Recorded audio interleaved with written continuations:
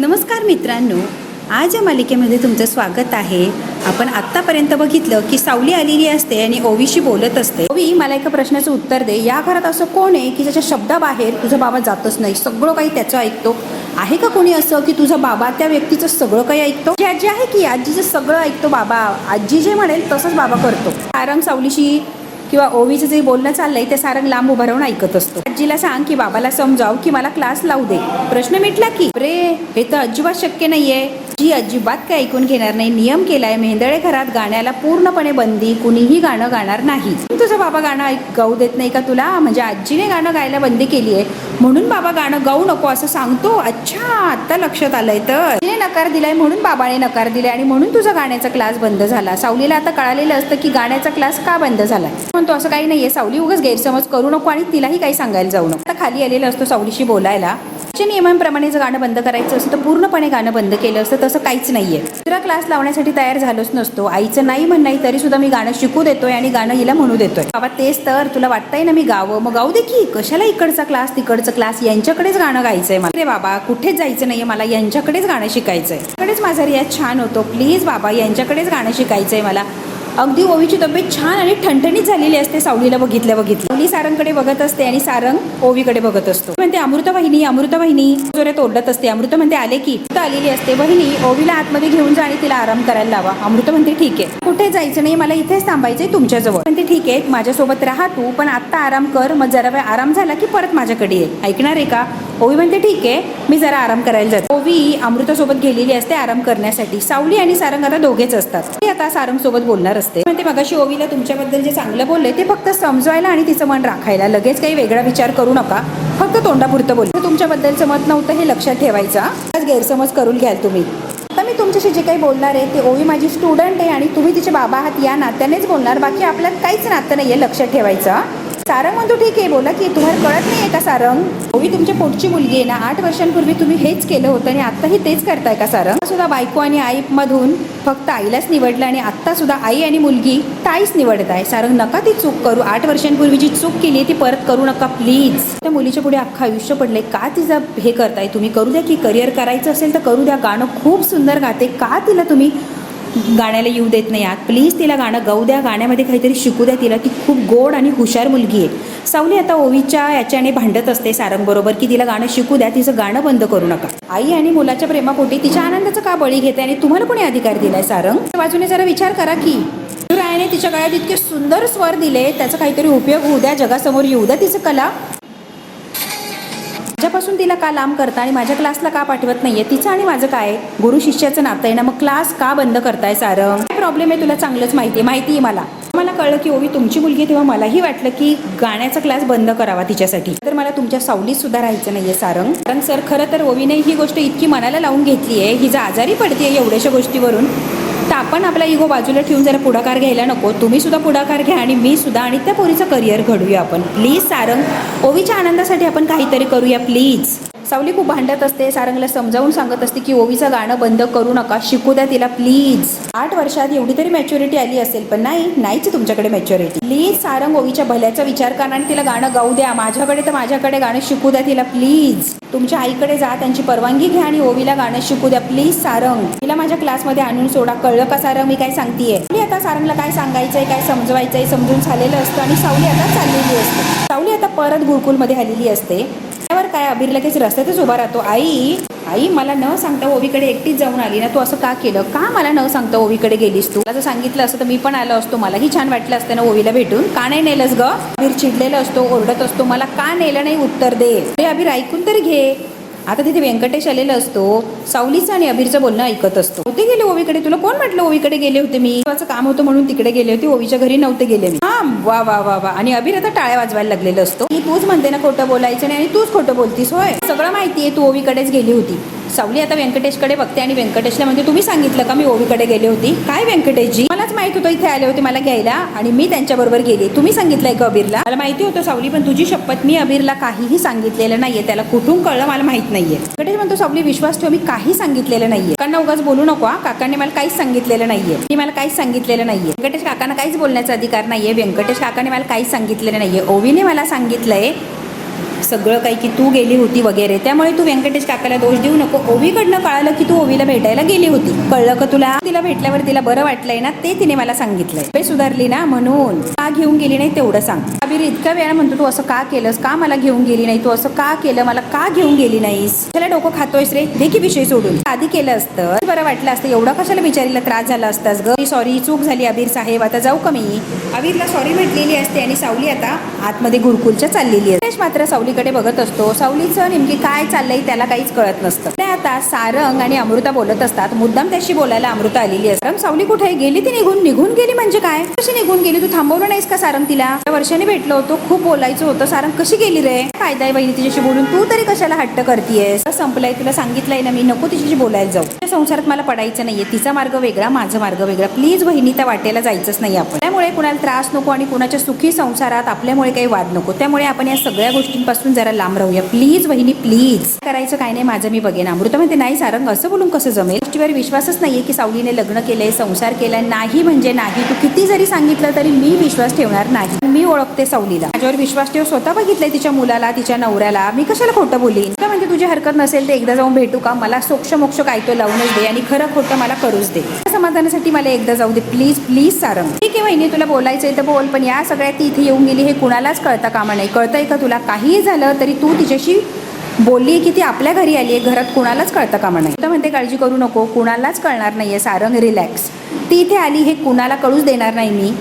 आता खूप नाराज झालेला असतो, त्याला खूप वाईट वाटलेलं असतं. तो आता अमृताशी बोलतो आणि आता सारंग निघून गेलेलं असतं. अमृताला मात्र सारंगची जी अवस्था आहे ती अजिबात बघवत नसते, फार वाईट वाटत असतं.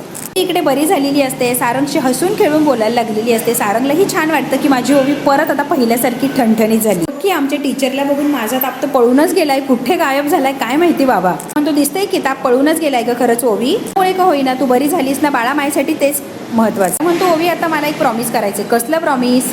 ही टीचर या घरात येऊन गेली हे घरात कुणालाही सांगायचं नाही म्हणजे नाही. कळतंय का तुला?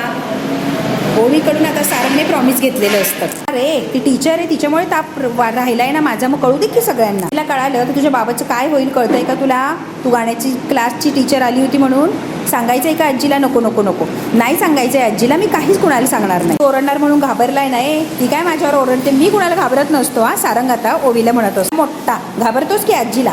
काय सांगतोय मला म्हणे घाबरत नाही? घाबरतो की. आता इतक्या गप्पा मारत असते, सारंगला शब्दात पकडत असते. लवकरात लवकर क्लास जॉईन करायचा आहे, कारण सगळे मुलं पुढे जातील आणि माझा अभ्यास राहणार, रियाज सुद्धा राहणार. त्यामुळे मला लवकरात लवकर क्लासला नेऊन घालायचा म्हणजे घालायचं. सारंगकडून तिने कबूल केलेलं असतं की अबीरच्या आईकडे गाण्याच्या क्लासला जायचंय म्हणजे जायचंय. ओवीला इतका आनंद झालेला असतो. सारंगने परमिशन दिलेली असते की जायचं आणि अबीरच्या आईकडून गाणं शिकायचं. आनंद होतो की घट्ट अशी मिठी मारलेली असते ओवीने सारंगला. ओवी असं म्हणते आणि गोड असा पापा घेते.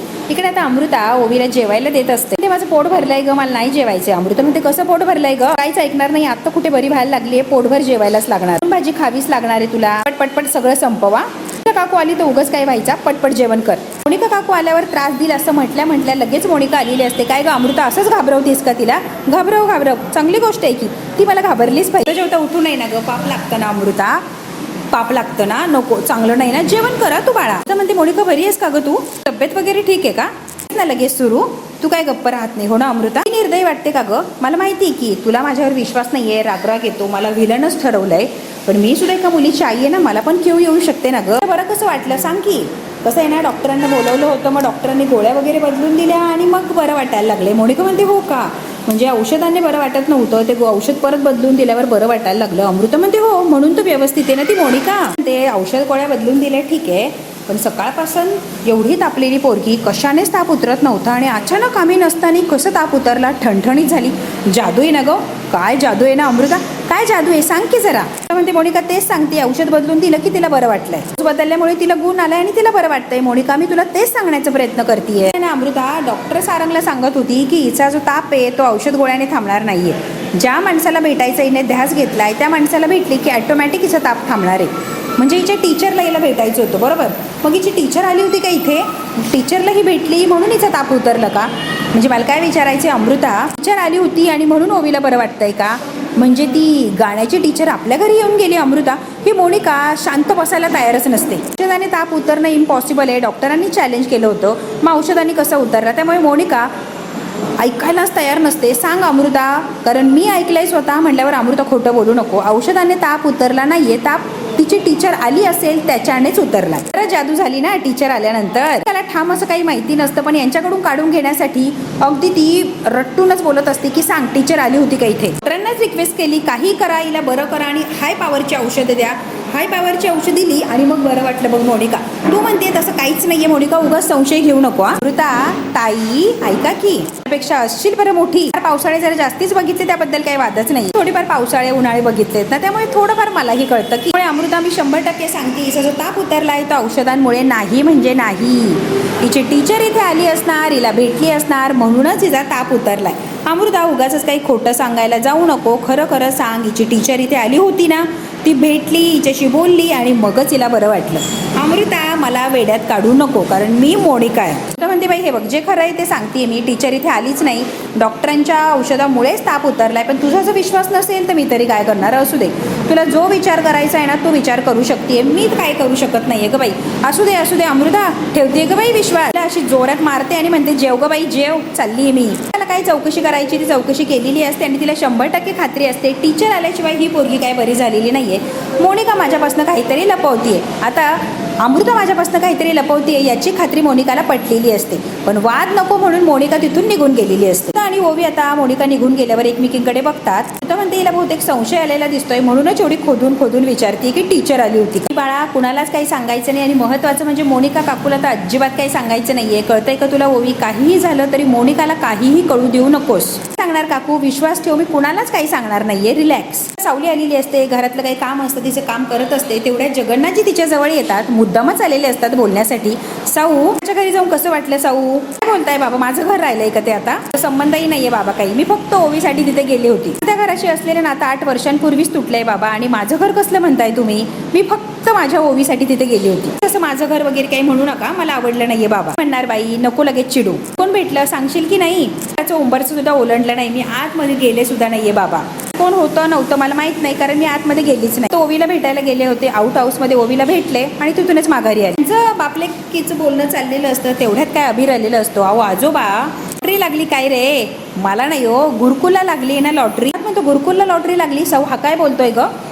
सावली म्हणते मलाच काही माहित नाही बाबा हा काय बोलतो. माझी बेस्ट फ्रेंड ओवी उद्यापासून पुन्हा गाणं शिकायला येणार आहे गुरुकुलमध्ये. तिचा क्लास जो बंद झाला होता तो आता परत सुरू झाला. म्हणजे काय सांगतोय? हो उद्यापासून ती क्लासला येणार आहे, परमिशन दिली तिच्या बाबांनी. तिने फोन करून सांगितलं उद्यापासून ती क्लास जॉईन करणार आहे. ओवीला इतका आनंद झालाय, अभिरला, जगन्नाथला, सगळ्यांनाच आनंद झालाय. उद्यापासून ओवी रेग्युलर क्लासला येणार. की बाबा तुझं काही सांगितलंच नाहीये तर मला कसं कळणार रे? बेस्ट फ्रेंड ओवी उद्यापासून पुन्हा गाणं शिकायला येणार असते. जगन्नाथ म्हणतात वा वा वा वांग्या, चांगलीच न्यूज दिली रे, आवडली बरं मला न्यूज. दोघं मिळून खूप धमाल करणार आहोत. इतका आनंदी असतो की ओवी गाण्याच्या क्लासला येणार आहे उद्यापासून. एवढी आनंदाची बातमी सांगतो आणि उड्या मारत मारत मारत तो निघून गेलेला असतो. त्याच्या निमित्ताने होईना सारंग तुला भेटायला आला की नाही सावली? एक एवढी आजारी होती, तो तुझ्याकडे आला आणि रिक्वेस्ट करून तुला घेऊन गेला, बरोबर ना? इथे आणि लगेच बरी पण झाली. जादू सारखंच काहीतरी वेगळंच नातं नाही का तुमच्यामध्ये ओवीचं आणि सावली तुझं? माझी खूप प्रेमाने समजून सांगत असतात, सावलीशी बोलण्याचा प्रयत्न करत असतात. आणि सगळ्या जुन्या गोष्टी मागे टाकल्यात. तो पुढे आला, पुढे पाऊल त्याने टाकलंय. तू सुद्धा सावली सगळ्या गोष्टी मागे सोडून दे आणि पुढे चालायला शिक प्लीज. साऊ तुझ्यासाठी तेच चांगलं आहे. मागेच टाकलंय की सगळं, मी कुठे काय घेऊन आली असो. आमचं विसरून गेले बाबा, मला त्या वाटेला परत जायचंच नाहीये. ना जी इतकं प्रेमाने समजावून सांगत असतात त्या सावलीला, पण सावली तिच्यावर जो आघात झालाय 8 वर्ष तो विसरायला तयारच नसते. त्यामुळे सावली आता सध्या सारंगचा विचार करतच नसते. इकडे विचार करत असते काहीतरी गडबड आहे. ही पोरगी एका मिनिटात कशी बरी झाली? काहीतरी आहे, ते सगळेच मिळून मायापासून लपवत आहे. पण गडबड काय हे मला शोधून काढायला लागणार म्हणजे लागणारच. आता मोनिका असते शोधून काढणारच. म्हणते लवकरात लवकर काहीतरी वेगळा मार्ग शोधायला लागणार म्हणजे लागणारच. तेवढ्यात काय आता राजकुमार आलेला असतो. एवढा गहन विचार करताय मोनिका मॅडम, एवढा टेन्शनमध्ये एवढा सखोल विचार करताना पहिल्यांदाच बघितलं. एवढा सखोल विचार केला असता तर काहीतरी प्रगती झाली असती. मोनिका मॅडम प्रॉपर्टी माझ्या नावावर कधी कशी करून घ्यायची राजकुमार मी बघेल, तू नको टेन्शन घेऊ. माझ्या गोष्टी सावरायला मी समर्थ आहे, कळालं का राजकुमार? तू मला शहाणपणा शिकवू नको, फुकटचे सल्ले देऊ नको राजकुमार. काम असेल तर कर, नाही तर चल इथून निघ. कुमार आणि मोनिका 1 मिनिट सुद्धा एकमेकांना सहन करू शकत नाही, पण ते नवरा बायको म्हणून कसे राहतात त्यांचं त्यांना माहिती. ही ना राजकुमार स्वतःच्या हातात जे काम घेतलंय ना गुरुकुल विषयी ते पूर्ण पूर्ण झालं की ते सांग, मग माझ्याला शहाणपणा शिकवायला ये. कळलं? मला शहाणपणा शिकवायच्या आधी आपली कामं पूर्ण कर. राजकुमार त्याजवळ उगाच टाईम वेस्ट करू नको. तुझ्या महत्त्वाच्या गोष्टींमध्ये टाईम लाव की तुझा. राजकुमार प्लीज माझ्या फाटक्यात पाय घालू नको. माझी मी समर्थ आहे माझ्या गोष्टी सावरायला.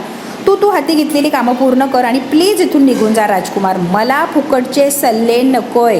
राजकुमार कुचितपणे हसतो. इकडे आता विठुरायाची मूर्ती ठेवलेली असते. सावलीची मूर्ती ठेवायची ती बेडरूममध्ये ठेवलेली असते. सारंगच्या अमृता पाया वगैरे पडते, फुलं वगैरे वाहते. फार फ्रेश आणि खूप आनंदी असते अमृता. सावली आली तेव्हा इतकं छान वाटलं. एका क्षणासाठी सगळं सुख परत आलं असंच वाटलं. ह्याला त्या दोघांनी एकमेकांकडे पाठ फिरवली ना, तूच काहीतरी मार्ग दाखव आणि दोघांना एकत्र आण. अमृता आता विठुरायाला सांगत असते त्या दोघांना एकत्र आणण्यासाठी तूच काहीतरी करू शकतोय आणि तू त्यांना एकत्र आणू शकतोय. त्यांचं असं म्हणणं आहे विठुराया की सावलीने दुसरं लग्न केलंय, तिला एक मुलगा आहे, तिच्या आयुष्यात ती पुढे गेली आहे. असं होऊ शकतंय का विठुराया? पण माझा विश्वास नाही आहे की सावलीने दुसरं लग्न केलंय. अमृताचे जे मनात प्रश्न असतात ती तिच्या विठुरायाला सांगत असते. त्याकडे एकच प्रार्थना आहे, काहीही कर कसंही कर, या दोन जीवांना एकत्र आण आणि परत पहिल्यासारखं सुखाने त्यांचा संसार होऊ दे. दोघं एकमेकांसाठीच बनली आणि दोघांपासून वेगळं राहत आहे म्हणजे एकमेकांवरती अन्याय करतात. विठुराया काहीही कर आणि त्या दोन जीवांना एकत्र आण. सावलीने आता विठुरायाला घरानं मांडलंय म्हटल्यावर विठुराया ते पूर्ण करणार म्हणजे करणारच. इकडे आता ओवी इतकी बडबड बडबड बडबड करत असते. त्याला स्वतःच्या हातानं रेडी करणार ना ग अमृता काकू सुद्धा तिथेच असतो. रेडी केलंय बघ बरं, मला नीट बांधले का माझी वेणी बघ. अमृता म्हणते छान केलंय ग त्यानं, छान केस बांधलेत. ओवी म्हणते खरंच हो. अमृता म्हणते अगं एक नंबर केस बांधलेत, मी सुद्धा बांधणार नाही इतके छान केस बांधलेत. अमृता काकू तू म्हणते तर असेल छान बांधले तर छान बांधले. सारंग इतक्या कौतुकाने या ओवीकडे बघत असतो. एवढे सकाळी सकाळी नट्टापट्टा करून चालल्यात कुठे? अमृता आता ओवीला विचारत असते आणि सारंग या दोघींचं बोलणं फार मन लावून ऐकत असतो. क्लासला जायचंय, अबीरच्या आईच्या गाण्याचा क्लास आहे ना, तिथेच सोडवतोय बाबा मला. अमृताला इतका आनंद होतो. तिचं नाव घेतलं ना, सावली गाण्याला जाणार आहे मी. आपल्याकडे आली होती ना काल, तिला सावली सावली बोलत होती, मग तिचं नाव कळलं की मला अबीरच्या आईचं नाव सावली आहे. ओळख अशी काही नाहीये, एक दोन वेळेला भेट झाली. पण तुझी टीचर छान आहे बरं ओवी, मला आवडते तुझी टीचर, छान आहे छान आहे. एक दोन वेळेलाच भेटलेली आहे ग मी. आता ओवी प्रश्न विचारते तेव्हा अमृता टाळाटाळ करते आणि असं तसं उत्तर देऊन विषय बंद कर. खूप आवडतात माझ्या टीचर, गाणं पण छान शिकवतात आणि आहेत पण खूप छान. तो शहाणी आहेस ग तू आणि तुझी टीचर पण शहाणी आणि तिची स्टुडंट पण शहाणी. चल आता लवकर सोडवतो, उशीर होतोय. काकू म्हणून आता ओवी क्लासला निघालेली असते. गेलेला असतो क्लासला सोडवायला आणि अमृताला इतका आनंद होतो. वीर आणि ओवीमुळे सारंग सावली नक्की एकत्र येणार ही गॅरंटी मला आहे. आता अमृता खूप खुश असते. बघू आता खरंच अबीर आणि ओवीमुळे सारंग आणि सावली एकत्र येणार का आणि पूर्वीसारखं त्यांचं नातं होणार का? हे जर बघायचं असेल मित्रांनो तर बघायला लागणार पुढचा भाग. हा भाग इथेच संपतो. व्हिडिओ आवडल्यास लाईक शेअर सबस्क्राईब नक्की करा. धन्यवाद मित्रांनो.